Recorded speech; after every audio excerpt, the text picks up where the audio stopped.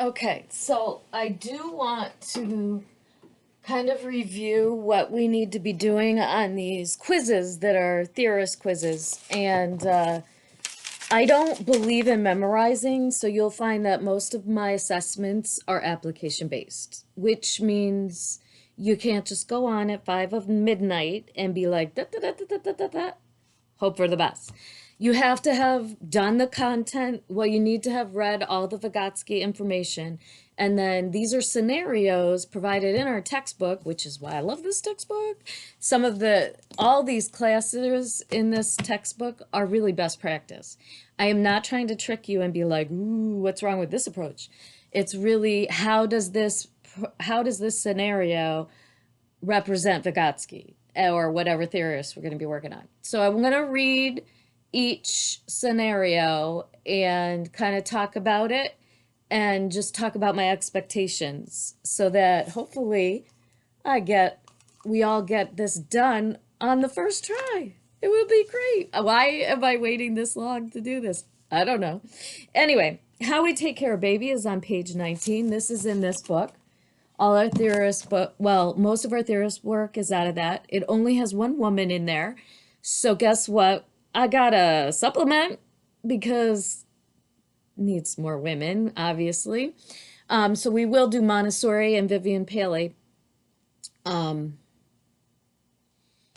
because they didn't make the book. Anyway, How We Take Care of Baby. This is a scenario in a classroom, and we're looking for things we see in the scenario that represent Vygotsky. I'm actually going to take notes as I'm reading, I think. I might not, because it might be too choppy.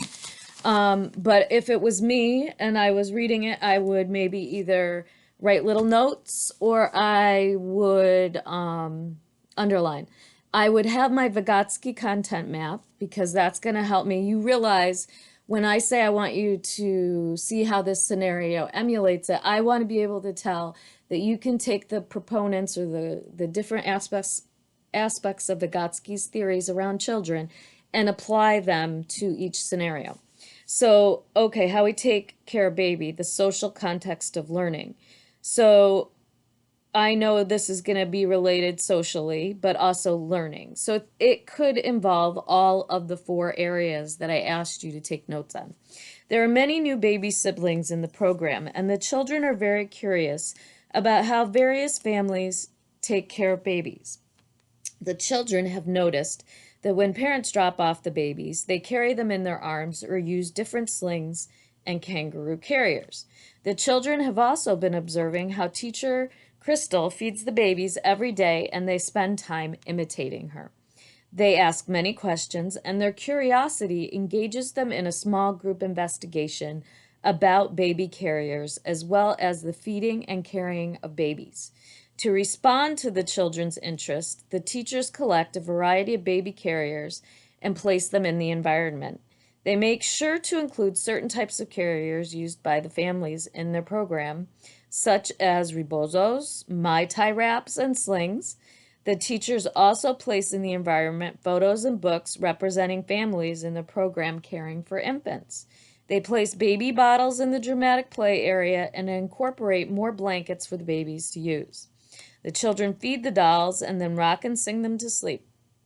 Bella gently pats her doll on its back and is heard saying, there, it's okay. I'll sing you to sleep. She softly sings Rockabye Baby to comfort her doll. Later, the children test the carriers and spend time placing their dolls in them. The children are particularly interested in the rebozos and slings used to wrap babies on an adult's back. The children use the baby carriers to transport their dolls while they paint, build with blocks, and play outdoors. Teacher Monet helps Bella secure a doll to Bella's back. Alina watches Monet's instruction and uses a scarf to wrap a doll to her own back without assistance. Okay, so number 1 is how does this scenario represent Vygotsky's theories in action? So I'm thinking about the 4 areas: social, emotional, and then physical and cognitive. But I'm also thinking about teacher roles. And for me, I'm thinking about, okay, what were the teachers doing? Because that was really made a big impact in how this classroom changed to take what the children were interested in and where they were at and allow them to take it further. Sometimes teachers will do that by using different vocabulary or providing narration. But in this one, it sort of seemed like they saw that many of the children were having new siblings. And so, and that they were very interested in how families take care of babies and the idea that families take care of babies differently. So we're talking about something where we're also hitting cultural anti-bias education, right? Because there's not just one way to take care of a baby. Families have different traditions and beliefs around the care of children. And so honoring that and allowing children to explore that in different ways is important. So when I go to answer this question, I'm going to start out with um, let's see, how we take care of baby. In the scenario,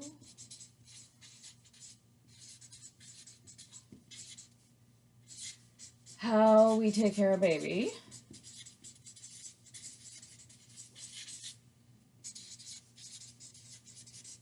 Vygotsky is evident throughout.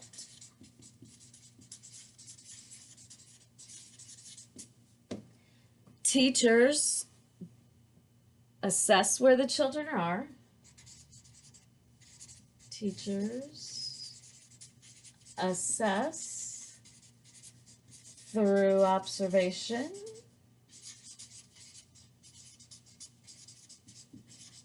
and knowledge of their the children in the room.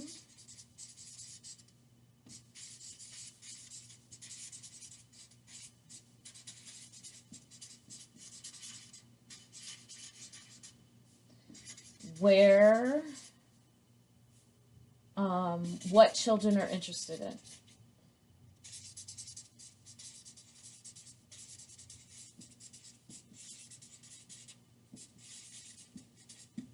These children, many of these children, have new siblings.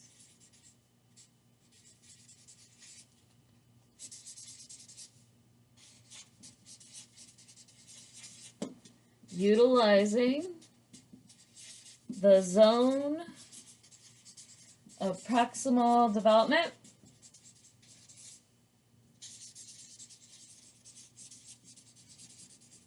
Teachers place new materials and then list the new materials like, and I'm going to put dot, dot, dot. I think you see how specific I want it, right?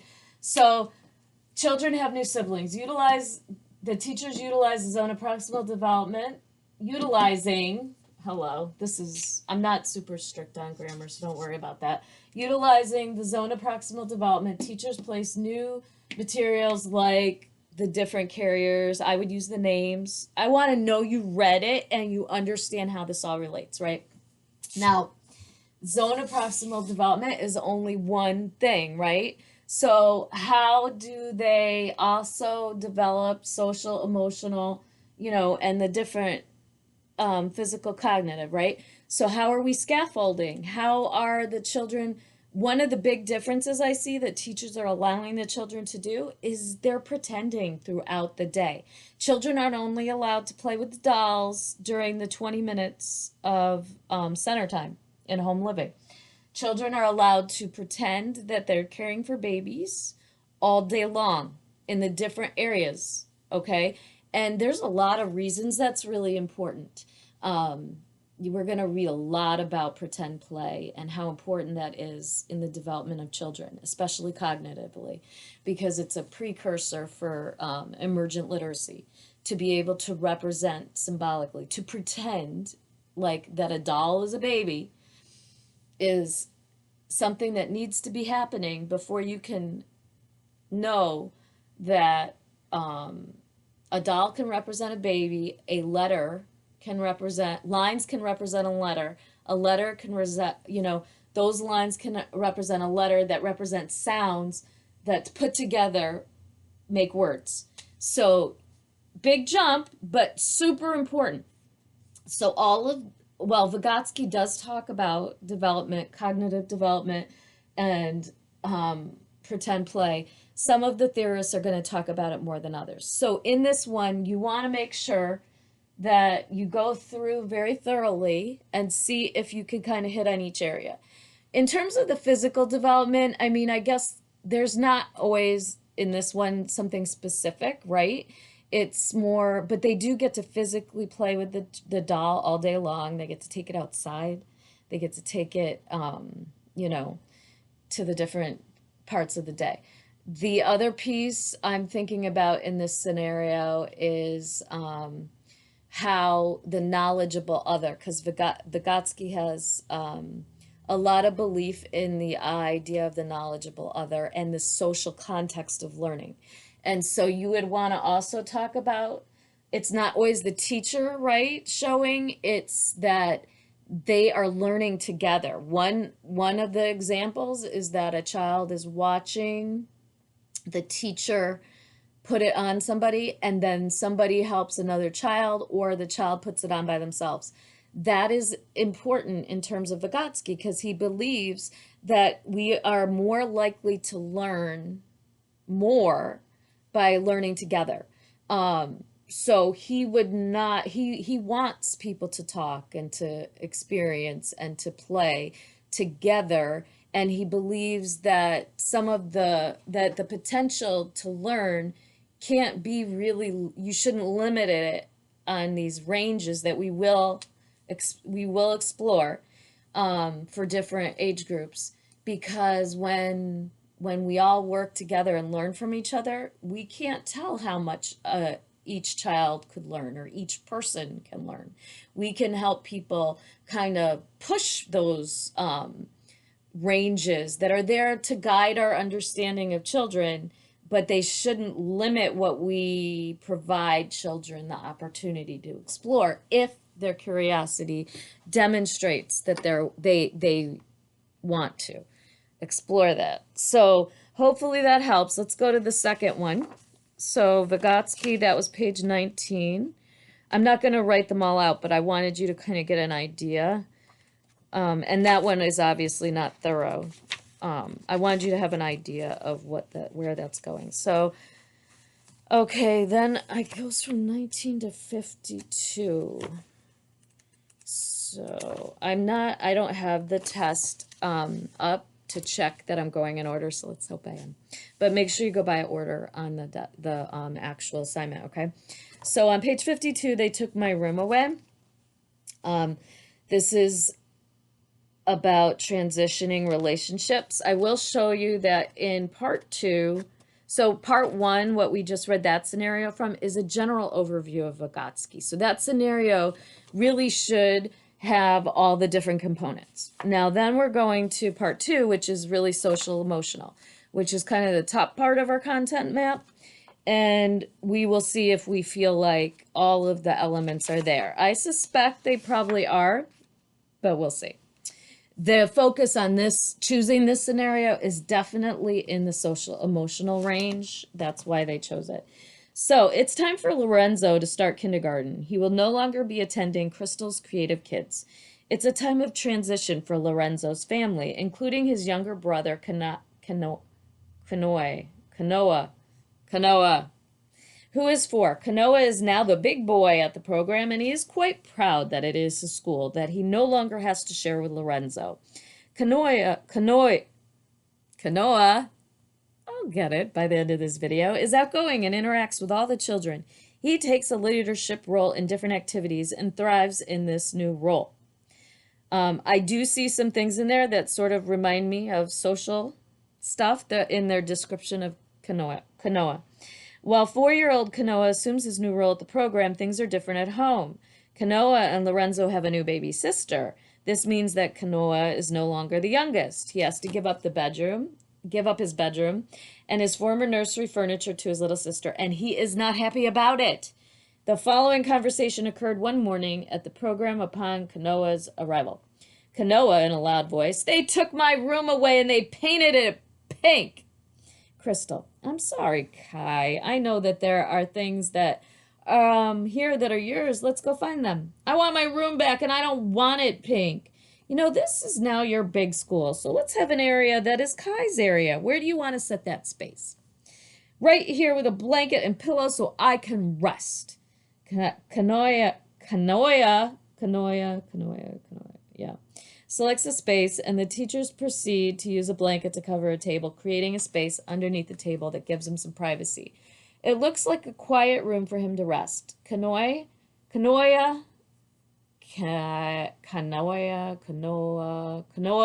naps in that space throughout the week. I'm sorry I'm butchering that name. The teachers want to support Kai in this transition, so they encourage his family to send photos of the new baby to display for all the children to see.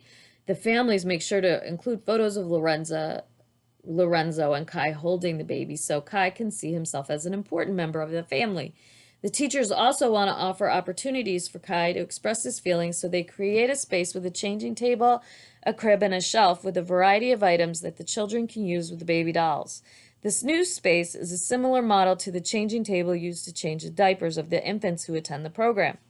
The teachers want to engage the children, especially Kai, in recreating through dramatic play their experiences of having a new baby in the family.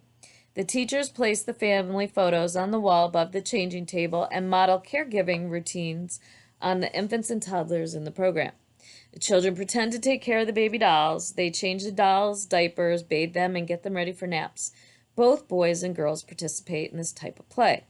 To further support Kai, the teacher set out the books Peter's Chair by Ezra Jack Keats and On Mother's Lap by Anne Herbert Scott, and encourages family to spend more individual time with Kai. Around this time, Ryder experiences some of the same issues. He also has a new baby in the family, and the teachers notice that Ryder watches intently as they feed, comfort, and change the babies. He is spending more time caring for younger babies that come to the program and is also actively playing with the dolls in the dramatic play area the teachers created. I have to change my baby's diaper. He is stinky. Ryder proceeds to take a diaper from the table and changes the doll's diaper. "First, I take off the diaper, then wipe the baby's bottom, throw away the diaper. Here's the new one. These tabs are tricky. Hold the diaper. There, I got them." He then gently places the doll in the crib and comes near her. He touches the doll's forehead, Ryder's singing, "Go to sleep, my little baby." As the children continue to play with the dolls, the teachers read a variety of books about babies and families from around the world, including Global Babies for Global Fun for Children. The children enjoy the beautiful photos and ask many questions about the way families from different countries care for their babies. Do babies have cribs in other countries? Do they go to a program? Babies in different countries are just like babies in this country. They have people that love them and care for them. They may sleep in different types of cribs and use different cloth, but they are also just like our babies. Babies sleep like my sister and eat like my sister. There are also big brothers that take care of them. Ryder, I take care of my new baby. Teacher Jason, you both help take care of the new babies, and everyone here also helps. You watch me as I feed and change the babies. See, it sounds like they have a multi-age classroom. It might be a home care center or a small center in somebody's home. The doll play continues indoors, and one day the teachers notice it being incorporated outdoors as well. The teachers notice Olivia and Kai start to tie some scarves around tree branches that they have stuck into the gravel. Olivia, let's get the branches standing next to each other.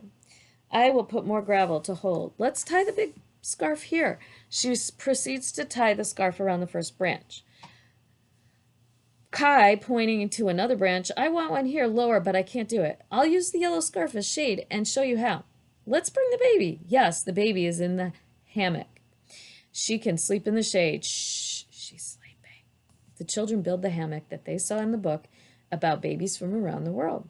Kai's baby sister Kalea starts coming to the program, and at first, this is a difficult transition for Kai, who is now used to being alone in this big school. However, the teachers constantly remind him that he is loved and valued and invite him to help care for Kalia. Within a couple of weeks, Kai adjusts to Kalia being at his school and his new role of big brother. He checks on Kalia throughout each day, watches out for her, and brings her toys that he thinks will interest her. So it sounds like they do have an infant room, and they are in different rooms, but they are trying to help him through that transition. Now, this is a longer scenario, so your answer probably will be longer if it's really thorough, right? And so I'm thinking there are definitely ways I saw that the teachers were scaffolding and meeting the kids where they were and taking it further. I might even mention some of the books because that's extending it, right? And scaffolding it out. They learn about even more things that people around the world do with babies. Let's see, social emotional, definitely like a lot of sometimes people will be like, I don't like the fact that they gave Kai his own space under the table. I think what you're going to learn when you really read through the theorists is that we're trying to, equity doesn't mean everyone's treated the same per se. It means people get what they need in order to have the same opportunities, right? And everybody needs different support sometimes to get where we hope they are able to go, to reach their potential. And everyone's potential may change a little bit. So sometimes, like, I'm really short, I'm gonna need a stool, right? But if you tell me I have the same opportunity, but it's 6 feet high and I'm 5 foot, I'm not getting anywhere, right? So the other piece, let's think, if you think about how they then actually physically are putting the creating a hammock like they saw in the book, those are all going to be things you could use in your examples. Let's see. So social, emotional, physical, cognitive, if you really do a good job of explaining the social, emotional, I'll probably be okay with it. But cognitively, you can kind of see how they're building their knowledge of how babies sleep, what helps them sleep. You need to be quiet when the baby's sleeping. What do they do around the world? And but they are working to make sure Kai feels secure and building self-esteem as a big brother, and not that he's somehow left out or not as important anymore. But you want to go through the whole thing, and you want to make sure you have good examples to get a 100. And I do give 100s. But we should be answering thoroughly and providing specific examples from the scenario. All right, so the next one, and there's always 4. So the next part that was social emotional. Now I'm going to the part that says protagonists of their own knowledge, which is going to be cognitive because knowledge. And they're talking about children being protagonists of their own knowledge. So you're going to find a lot of these theorists believe that you meet children where they are, you look at what they're interested in, so that's where they're the protagonists. They are the ones responding to a spark or showing curiosity, and we may provide provocations. That's what we call them. I love that. It sounds so like kind of fancy and action-oriented, but you could see where, oh, the teachers knew the children were having babies in their families, and this is a big deal. And it could connect to self-esteem and security, but it could also be like, how do you take care of people? What are basic needs of people? What do humans need? How do you be a big brother? What does that look like? Or a big sister? All those things. So they put materials in, so they provided provocations. But in the second scenario, they also brought in children's literature, which they knew would take the children's curiosities and up it a level, take it up a notch, and add to the knowledge, the scaffolding. All right, so in this one, this is about pretend play, and it's called Let's Make Chow Fun, and it says, it gives you a hint, scaffolding children's learning. So again, this is a lot going to be cognitive development. So you want to focus on cognitive development, but you still should talk about the teacher's role in that. You may decide to talk about social emotional, but you really, if you don't hit on this learning piece and how this is helping them with learning, then you're probably not going to get full points, okay? Because it's in this section where we're talking about cognitive knowledge and how children learn, and then what are the teachers' role in that? And what are the children's role? All right, so at Crystal's Creative Kids, the children pretend to cook each day as part of their dramatic play. The teachers notice that this interest is beginning to extend to the outdoors, as well as children use twigs, rocks, and water to make pretend soup. Notice the teachers are observing and listening. Well, observing does require listening, but they're not just deciding this week we are going to do babies and next week we're going to do clouds because I like clouds. They are taking what the children are doing and playing and what they're talking about, and they're building their curriculum that way. You can teach children all of the curriculum that we need to teach them from children's curiosity. It may be a little different when children get older and we have specific, it's more like at first we're building children towards learning to read, right? And then around second grade, we read to learn. Well, so that's when it all changes. But this is early childhood, which is considered birth to second grade. So we're in this area of building children and children as learners and as readers of their world, of their environment, and ultimately of print. All right, and of people, right? That comes first. Babies read people. Yes, they do. We will learn about that. Anyway, okay.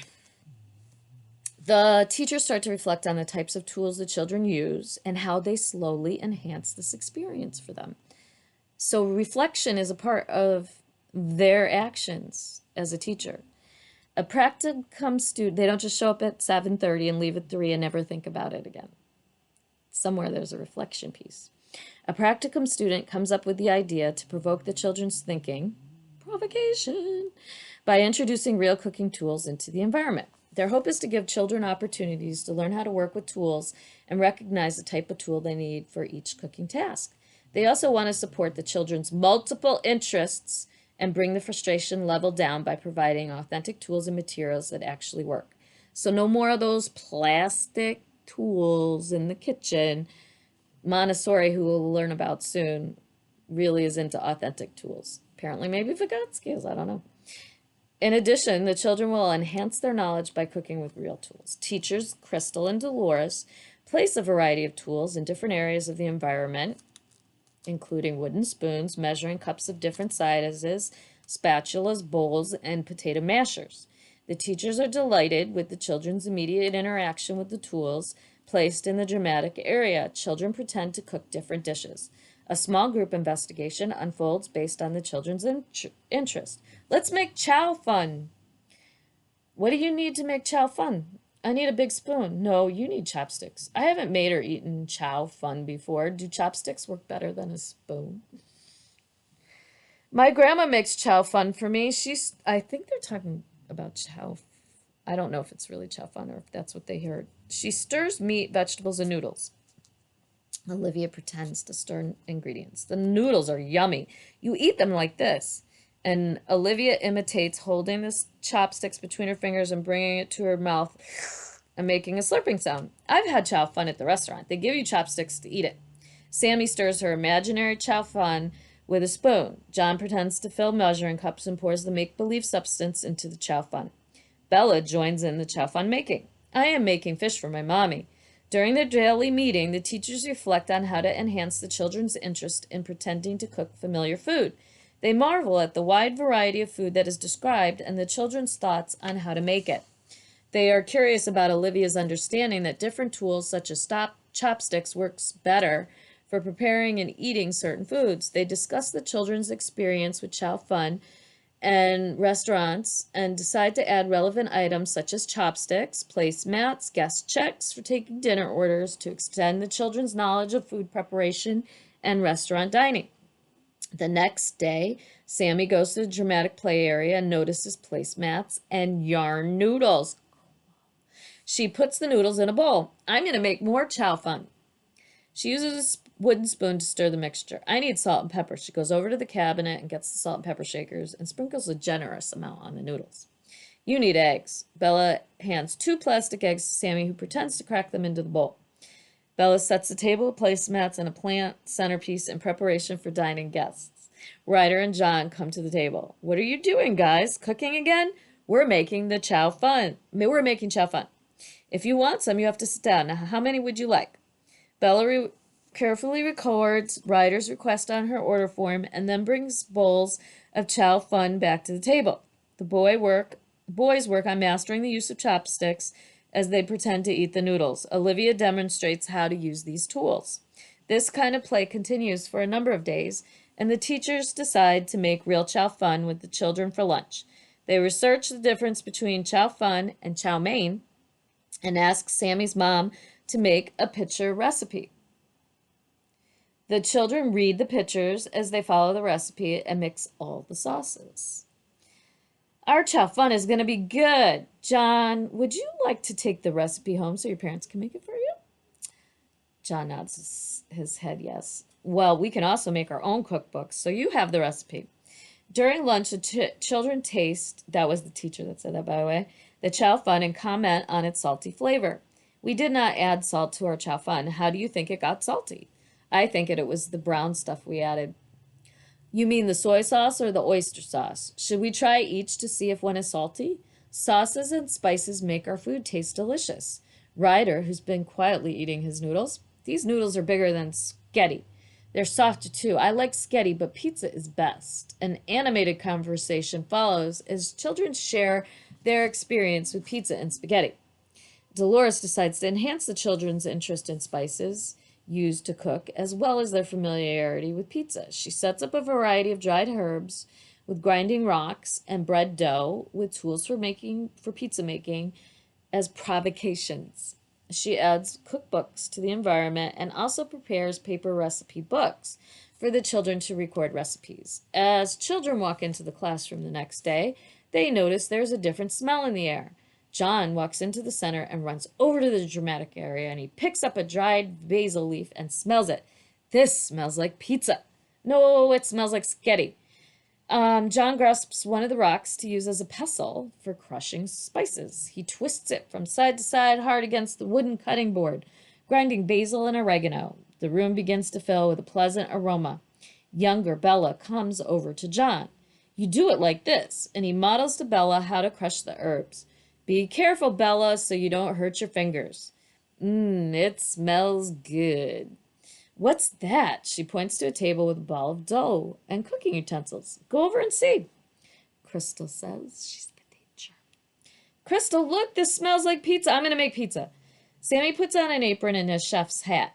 She grasps a cookie cutter and rolls it over the dough in varying directions, making deep lines. Next, she takes a rolling pin from the tool can and begins to roll the soft dough back and forth. Why did you choose that tool, Sammy? Because it makes it flat. But there are other kitchen tools used to make things flat.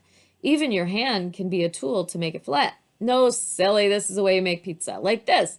And she demonstrates how to rotate the rolling pin to and fro over the dough. Hey, I need some of those green things for my pizza.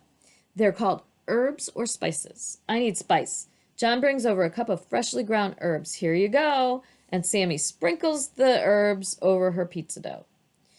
At this point, Bella, John, and Nate start making their own pizzas. John leans close to read the instructions in the cookbook. It says you use the fork to press down like this. While John uses a fork, Nat uses a rolling pin, and after watching Sammy do so to flatten his dough, the rolling pin sticks to the dough. Dolores asks, what do you notice with the dough? It's sticky, Nate says. What could we do to make it less sticky? Add water. See, the recipe says add water. He goes back and forth from the dough to check the recipe. Do you think that will make the dough smooth? Let's try it. That sounds like an experiment. The children use a measuring cup to add more water to the dough. Nate mixes the water and dough with his hands, creating a slippery mixture. Bella, is more water meaning that there is too much water? Oh no, this is not going to work. What can you do to make it work? More flour, says Nate. He adds more flour and kneads the dough on top of the pizza stone. Meanwhile, Sammy gets a recipe book and records the steps. I need to write down how to make pizza so I remember. Crystal, what do you call the smelly things again? They are called herbs. Oh yes, herbs. She scribbles down the words and reads the process out loud. Bella notices that there is something missing from Sammy's recipe. The recipe wants cheese, says Bella. She points to the photo of cheese. We have cheese in the refrigerator, says Dolores. Let me get it out. And the children sprinkle cheese on their pizzas. Nate starts to pick up the pizza stone with his pizza to put it in the oven. This is heavy for me. Let me help all of you and put the pizzas in the oven. This is an adult task because the oven is hot. While the children wait for their pizzas to bake, they gather for a small group meeting. They talk about the tools and ingredients they use to make pizza. They revisit the steps for making the pizza and the importance of cookbooks. I wrote the recipe in my book for next time. Remember, we need that wheel thing to cut the pizza. That's called the pizza wheel. Is there another tool we can use to cut pizza? Well, my mom uses scissors, says Ryder. The children repeat scissors together with a giggle. I guess that is another way. I've never tried it before, but I bet it works. It smells like pizza pie. The children scream with delight. The pizza is ready. They all sit to enjoy the delightful meal they made together, and as they eat the pizza, Ryder suggests they make cookies to share with their parents. We can do that tomorrow. Yes, because we need to look at that recipe and get the things we need, says Ryder. That night, Dolores makes a peanut butter cookie recipe for the children to follow. Okay, so same deal. Make sure you touch the different elements of Vygotsky's theory, especially in this section, focusing on cognitive development and the teacher's role. But you can probably touch on all of it. All right, next one in here is this one, and it's in the section called physical development. I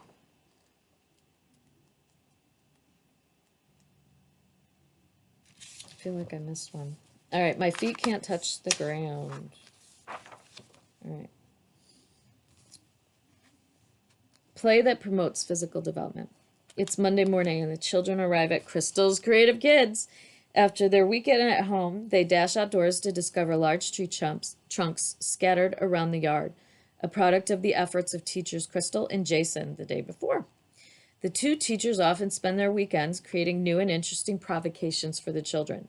The stumps are a donation from a family. The stumps' play value seems to outweigh the option of splitting wood for the family's fireplace. Hey, where did these come from? Ryder jumps on top of a stump. Look, you guys, I'm king of the hill. Cruz, following Ryder's lead. Me too, you can't get me.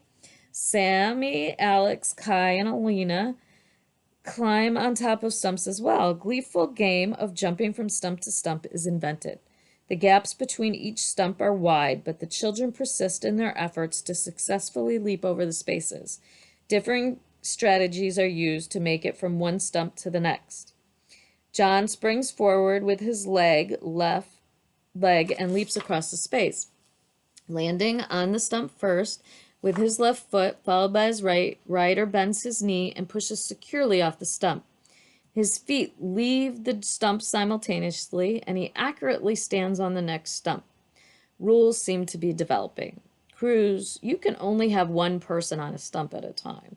Sammy follows behind Bryson, age 7, who just joined the play. Because he's older, Bryson has better physical abilities and easily walks across from stump to stump with his longer legs.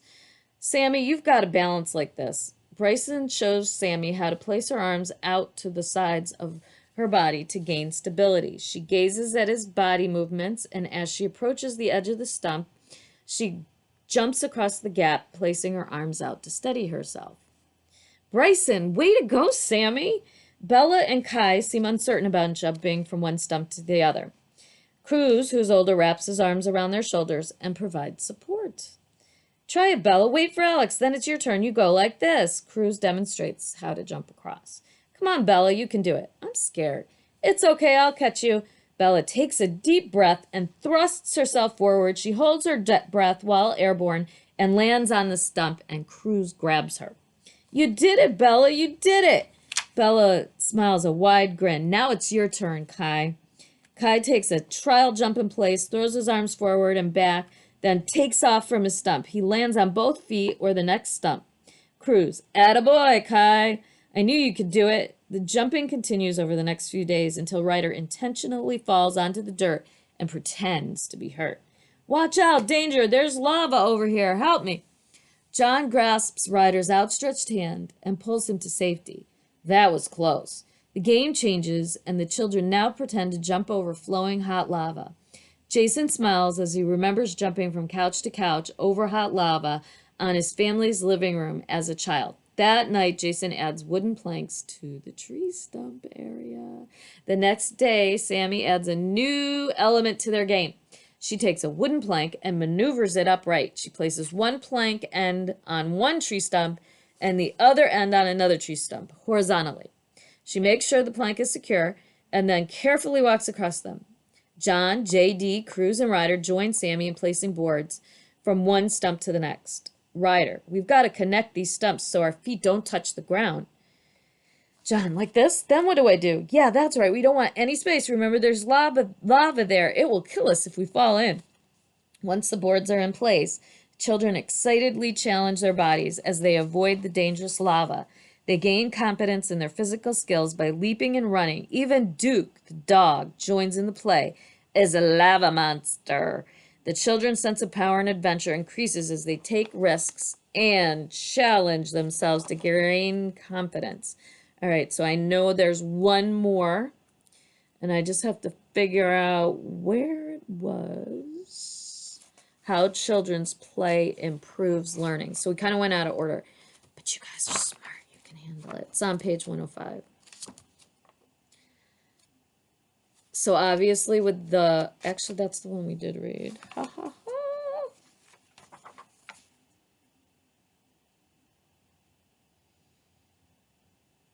Okay, 52, I feel like, in plain view, how we take care of baby. What was 52? Oh, I did do them all. They took my room away. All right. Good job, Anna. All right. So that last one was the physical development. So you want to focus on that. But there is definitely, hint, hint, hint, some social interaction to that physical development, right? How did they make those jumps or take risks to develop physically?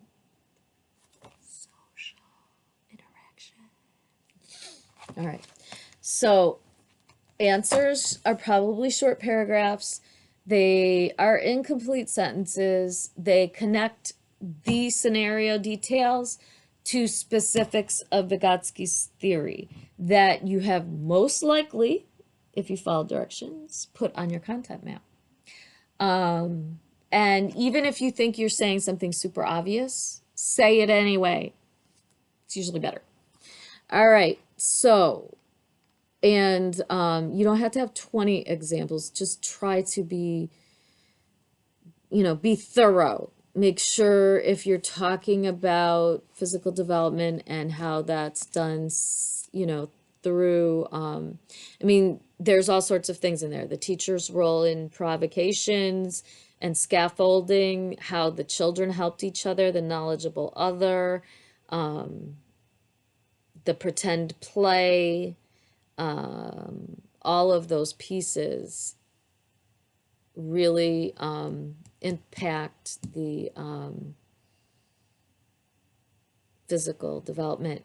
For knowledge, even though this one isn't specifically on knowledge, the pretend play, again, is like kind of demonstrating how at first they were kind of mastering the physical skills, but then once everyone could do it and they upped the ante, then they added in this element of pretending they were, doing some, life risking thing to avoid the lava. And that shows a level of complexity in the pretend play that we're looking for as we move towards emergent literacy and then learning to read.